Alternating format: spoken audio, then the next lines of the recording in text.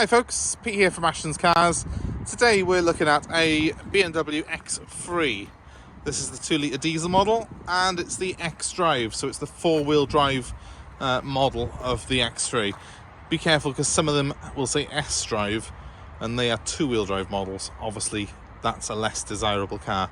So this is the proper one. It's got the 4-wheel drive system on it. It's a 2011 model. It's done a little bit over average mileage, but it's in very good condition. It's obviously been very well loved by its previous owner.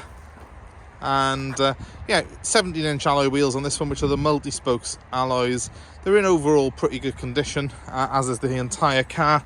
The only real thing I've noted is a tiny bit of corrosion around the centre cap on that one, but not a great deal. A couple of the spokes on the rear one as well have got a tiny bit of bubbling on them, and that's quite common on any alloy wheel of this age, and especially the BMW ones. They tend to suffer with that a little bit. But overall, it's in the right colour. It's in black. It's got the you can see the aluminium roof rails, hopefully. That really does finish the car off, having them in that colour. I think it sort of just lifts that whole exterior, having the sort of the streak of silver going across the roof there. Very, very nice looking car. Come around the back, there's a couple of little marks on the bumper from unloading it with the previous owner. You kind of expect that though on a vehicle of this age. It is an 11-year-old, well, nearly 11-year-old SUV. It's just turned 10 actually. But yeah, lovely coachwork. There's not really any marks on it. I'll just put the camera to the side of the car there and you can look down and you can see, hopefully anyway, that there's no actual blemishes on that paintwork at all. It doesn't look like it's ever been parked up in a supermarket for any length of time and had people opening doors on it. Someone's taken care of this car. They've obviously looked after it for it to be 10 years old and have done the mileage that it's done without sustaining any sort of damage at all to the paintwork. Speaks volumes really for the previous owner. They've obviously loved the car and taken good care of it. So yeah, exterior wise it's very, very good, apart from some very minor blemishes on the alloy wheels, and that's not really something that you want to worry about too much on a car of this age. They can be refurbished quite easily as well. We can actually get that done for you if you wanted it done. It's not the end of the world.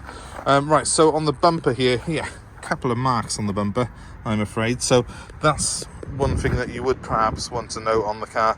And there's a cap missing off there, but we'll be getting that put on, so that won't be a problem. Now, it's got an electric tailgate, this car has, so I press the button, up it goes. Got a really good sized boot, the X3. They're not that much smaller than an X5. In my opinion, they're actually a nicer car in a way, because they're a little bit smaller, a little bit better on some of the roads that we have around here, which are quite tight. You just don't feel as if it's as cumbersome in an X5. Only thing I would note here really is that the parcel shelf is missing on this car. That tends to be quite a common thing.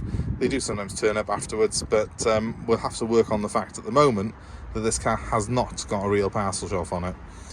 A lot of the time people take them out anyway, but it is something that, you know, we would have liked to have been there but isn't. To shut the boot, just to show you, I've got a button by here, because why would I have to go to all the effort of doing it manually when I can have an electric close like that? Really cool, isn't it? In the back of the car, I've got loads of room. Now this car's got a full leather interior, which is I think pretty much the norm on this year of X5 and X3 in fairness, but nice interior trim on it. I like the fact that it's got the stitching on it. Hopefully you can see if I zoom in a little bit there. It's got very nice stitching on it. These seats have, they are in very good condition indeed, and it's quite a soft, supple sort of leather interior on it, so it does feel nice. It looks good, and there's lots of space in here as well. As I say, it's not that much smaller than an X5 really, just a little bit narrower, but still room for 3 adults to sit on that rear bench seat, so more than enough space for what you will need. Coming to the front of the car, again, really well built, typical BM. If you're interested in BMWs and if you've had ones before, this will all look very familiar to you. The seats are again in very good condition. Even though this car has done a higher than average mileage, there's not a huge amount of wear on these bolsters. Tiny little bit of fray in there on the sort of beading on the end of that one, but it's all very good. It's firm, the seat is, it hasn't collapsed at all. That's what I'd be looking for in a car of this age. And then we have the interior view of the car. I'll jump in it in a second and just start it up for you. One thing that I do like on this year X5 is that it has got keyless start and keyless go. So to start the car, I simply press my foot on the brake, and round by here there's a start button. I press that and she fires up for me. So there we go, nice smooth and even idle.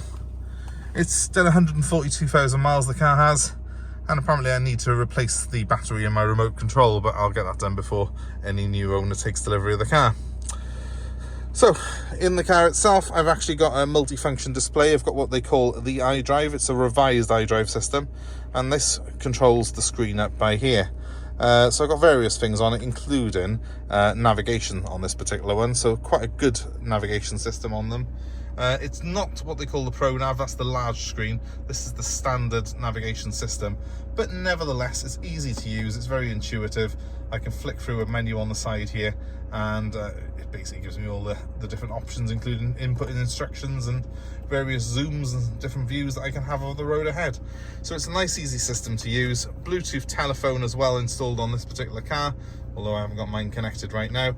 And obviously we have got a CD player and a radio system as well, which is fairly easy again to use.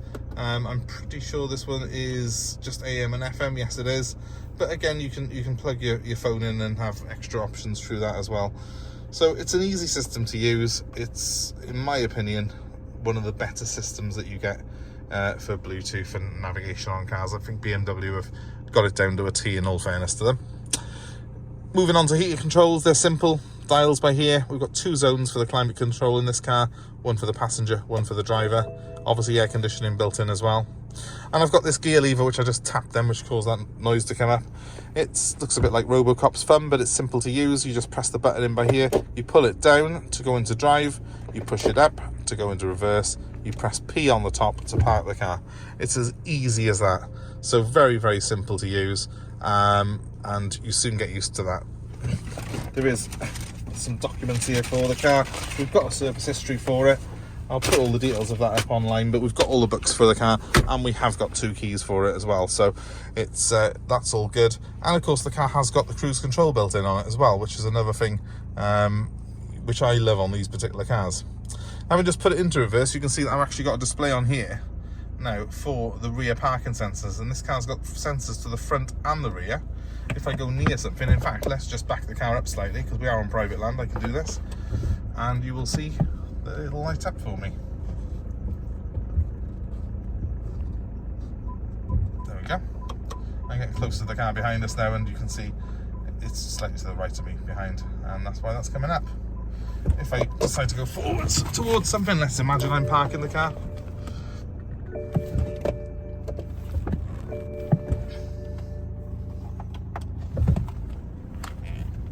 Let's go forwards, and you can see I've also got front sensors on the car, so very easy to use.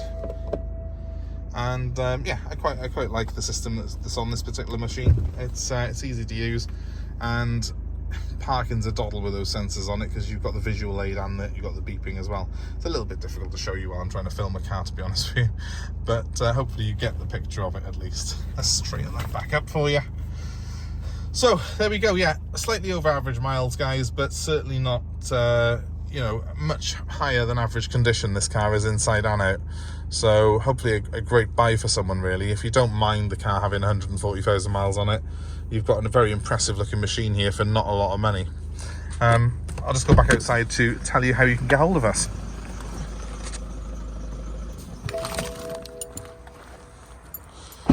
So if you're interested in this car, the best thing to do is to ring me directly on 07932 873 646.